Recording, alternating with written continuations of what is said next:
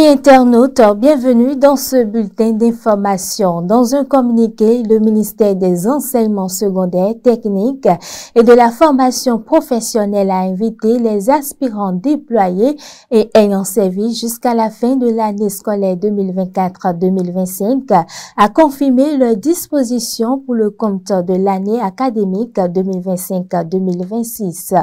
Cette confirmation qui s'effectue exclusivement via la plateforme EducMaster constitue une étape préalable au redéploiement nécessaire pour combler les postes vacants dans les établissements scolaires. Elle se fera du 19 au 23 août 2025.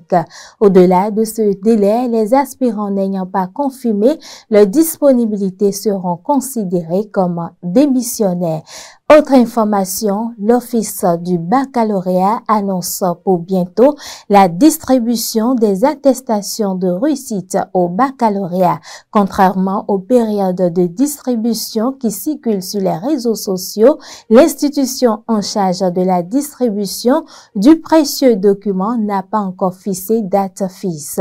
Les dispositions sont toujours en cours pour un démarrage prochain de l'opération. L'Office du baccalauréat invite les lauréats à rester à l'écoute pour toute information liée à cette opération.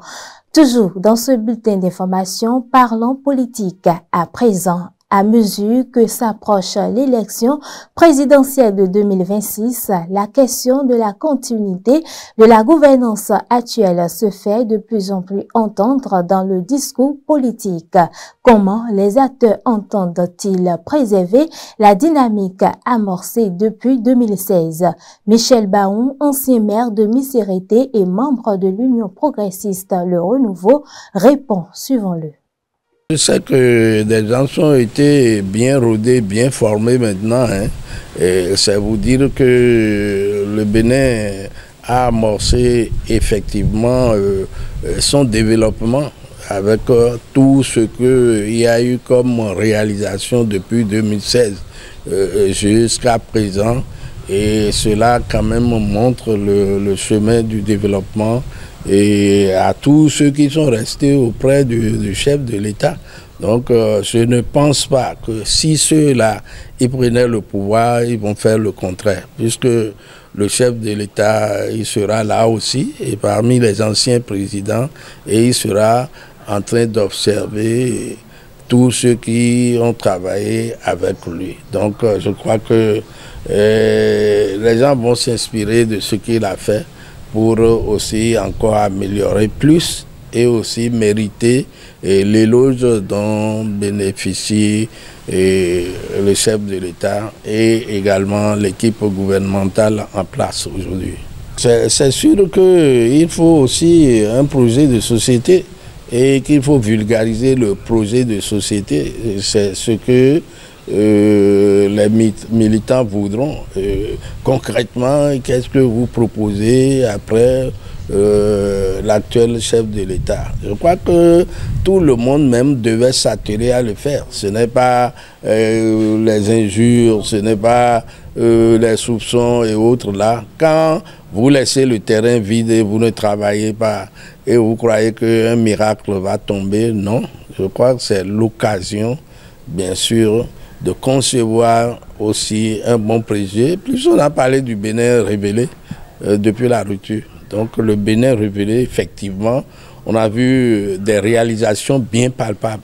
Donc l'équipe qui va remplacer le président de la République prochainement en avril, je crois, 2026, il faudrait que l'équipe ait quand même des projets bien palpables et laisser les invectives, les injures et autres là. Donc nous, c'est ce qu'il faudrait faire, un projet de société et effectivement, je crois que la continuité sera une réalité. Pour nous qui savons ce que nous cherchons, nous voulons bien sûr la continuité, puisque vous savez que moi, je suis de la mouvance présidentielle, donc on ne change pas l'équipe qui gagne. On ne change pas d'équipe qui gagne, donc on fera tout.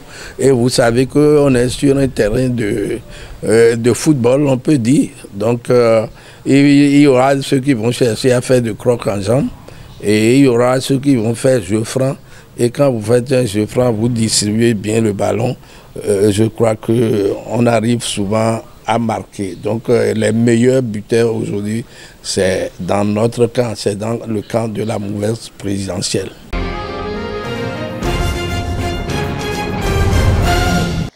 Hors de nos frontières, mesdames et messieurs, les discussions en vue d'avancer vers la paix en Ukraine ont connu une nouvelle étape importante lundi 18 août à Washington. Le président américain a reçu successivement son homologue ukrainien et plusieurs responsables européens.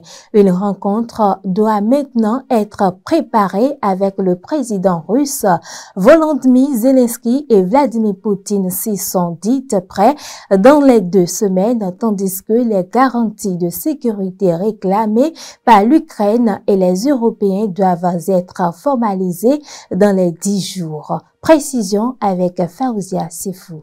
Le président des États-Unis, Donald Trump, va commencer les préparatifs d'une rencontre entre Volodymyr Zelensky et Vladimir Poutine, qui rejetait jusqu'ici une telle réunion au thème d'une très bonne entrevue avec le président ukrainien et ensuite élargie à plusieurs dirigeants européens. Le président russe a convenu de cette future rencontre qui devrait se produire dans les 2 semaines à venir lors d'un entretien téléphonique avec son homologue américain, a fait savoir le chancelier allemand, l'un des responsables européens conviés à la Maison-Blanche. Je le cite, « Nous sommes prêts à une rencontre bilatérale avec Vladimir Poutine et après cela, nous nous attendons à une rencontre trilatérale avec la participation de Donald Trump, fin de citation, a déclaré le chef d'État ukrainien à la presse. Les éventuelles concessions territoriales exigées par la Russie à l'Ukraine sont une question que nous laisserons entre moi et Poutine, a-t-il ajouté. Les alliés occidentaux de Kiev vont formaliser d'ici à 10 jours les garanties de sécurité pour l'Ukraine afin de prévenir toute nouvelle attaque russe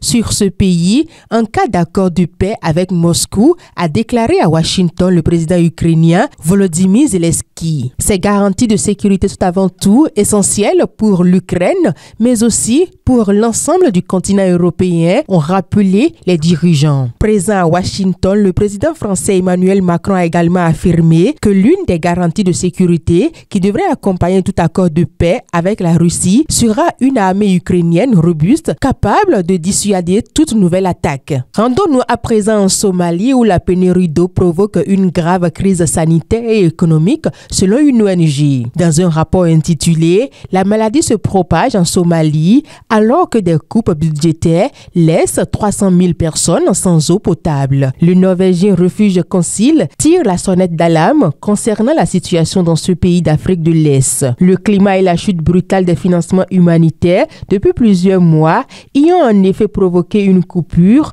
d'approvisionnement en eau potable pour plus de 300 000 Somaliens. Plusieurs facteurs expliquent cette crise. D'abord, une nouvelle sécheresse qui frappe la Somalie. Selon le Bureau de coordination des affaires humanitaires des Nations Unies, plus de 130 puits sont aujourd'hui asséchés. Les autorités de l'État semi-autonome estiment que 800 000 personnes sont aujourd'hui privées d'eau. Elles sont aussi 600 000 dans ce cas au Somaliland, république autoproclamée, qui a annoncé sa séparation de la Somalie en 1991. Ensuite, il y a la chute drastique des financements de l'aide humanitaire, notamment américains. D'après le NRC, les besoins des programmes d'eau et d'assainissement ne sont pas financés jusqu'à hauteur de 12%. Les agences humanitaires ont dit réduit de 3 quarts le volume de leur opération. Le prix de l'eau a presque doublé en quelques mois en Somalie, passant de 70 à 130 $ pour 10 litres d'eau. Inabordable pour la plupart des familles qui utilisent alors de l'eau insalubre. Entre janvier et juillet, plus de 6500 cas de choléra et de diarrhée sévère ont été recensés, dont 1000 rien que le mois passé. Et pour terminer,